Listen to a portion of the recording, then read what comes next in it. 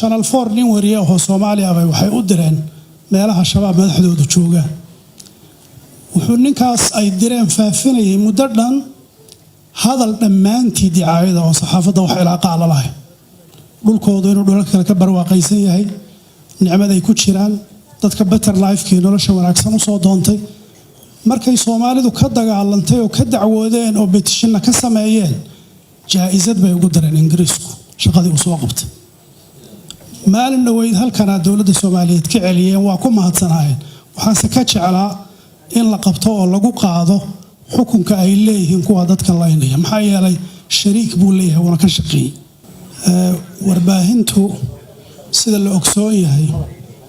awoodaha adduunka u taliyay ka mid tahay waagi hore waxaa la oran jiray sulta raabica haddana waxaaba lagu sheegaa inay tahay sulta uula saaxibat aljalaala iyo magacyadaas la oran jiray hadda sidoo kale waxay ka mid tahay adawaadka iyo hubka la isu adeegsado ee lagu dagaalamo warbaahintu sida badan waxay leedahay dad aan aqoonin markay isticmaalayaan wax kale laakiin dad garanaya markay isticmaalayaan ujeedooyin bay leedahay iyo ajandayaal siyaasi oo ay xaqiijinayso oo dadka ay matasho danahooda lagu gaadho haddaan eegno marka hadda warbaahinta inaga inala hadasha ee qurbaha ama dawladaha kale ka timaada afkeena ku hadasha ama af carabiga laftiisu afkeena ku hadasha waxa runtii lagu qiimeyn karaa ajandahoodu inuu yahay inay inala dagaalamaan bulshada Soomaaliyeed haddaynu nahay ajandahooda intaas lagu qiimeyn karaa maxaa yeelay siyaasadkooda taxriiriga haddaad u fiirsatid in xun inay inaga sheegaan mooye in wanaagsan inaga sheegi maayaan nimankan hadda aynu ishayno marka ay ka hadlayaan waxay uga hadlayaan siday iyaga afhayeen u yihiin waxay ugu yeedhayaan magacyada ugu fiican iyaga xaggooda ay u jecel yihiin waxaan si gaara u xusi doonaa laba kanaal iyo laba idaacadood mid waa idaacadda BBC-da midna waa VOA-da midna waa Channel 4 midna waa qanawaadka Jazeera iyo Ingiriisi Carabi waxay yihiinba magacay iyagu samaysteen oo ay kuwa ugu yeedhayaan og yihiin inuu been yahay bay ugu yeedhayaan xarakatu shabaab almujaahidiin ayay ku sheegayaan waa hadal zuur ah jihaadna kama shaqeeyaan waana maafiyo dadka sumuni iyo wax ka yar ku disha xaqiiqadooda hadday sheegayaan waxay yihiin inay ku sheegaan bay marka waa mid magacaas amaanta ah ee dadka hodaya bay ku sheegayaan midka kalena waxa weeye waxay sameynayaan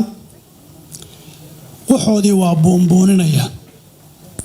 qofka maalin walba hadii loo sheego hebel baa ku soo maqan hebel baa ku dilaya hebel baa hebel dilay sida marka qofku waa niyad jabaya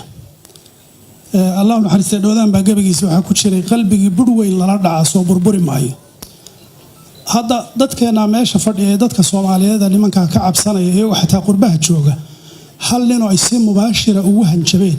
waxa laga yaabaa haduu jiro inuu sabadnayn hanjabaadooda iyo ruucbigooda iyo argagaxooda waxa faafiya warbaahinta aan ku asteeyay inay inala dirirayso iyada ayna gaarsiinaysa argagaxooda haddaad BBC hadda u noqotaan waxaad ku arki doontaan artikalo ama maqaalo loogu talagalay in dadka la argagaxiyo oo lagaga hadlayo sirdoonka shabaab sidii malaha Ilaahay wax ku dhaw wax walba inay ogyihiin qofkii waxa akhriya marka inuu baydado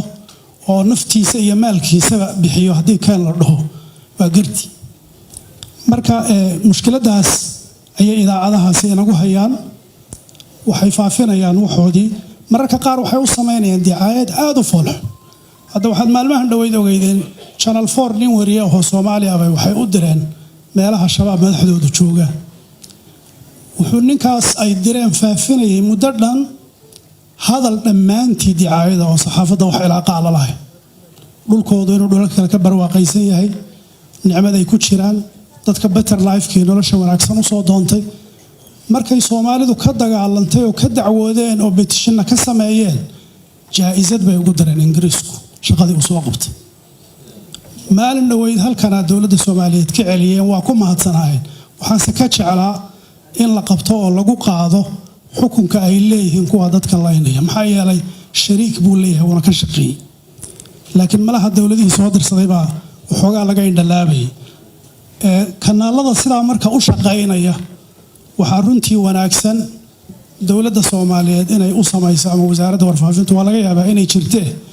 wuxda trust ama dad monitor gareeya warbaahintan bulshadeena la hadlaysa oo waxay ka hadlayaan riboodya laga diyaariyo dadka ay khusayso habeen walba loo gudbiyo sidoo kale waxaan dawladda u soo jeedinayaa inay ka ashtakoodaan oo sidaa in bulshadeena loola hadlo oo warbaahin noocaas maxaa warbaahintii qaranku taraysaa kuwan ka badan ayaa dadka tashwiishinaya kuwa af Carabi ku hadlaya Jazeera waa kamid kuwa aan sheegay waa isku wada mid khadkooda taxriigiga waa isku mid markay inaga arinteena ka hadlayaan dhalinyarada Soomaaliyeed ee media ka shaqeysa iyagana waxaan odhan lahaa dadkiina haddaydan wax u taraynin hadhibina haddaydan shabaab halala dagaalama dhahaynin warkooda ha faafinin iyo wax ay sameynayaan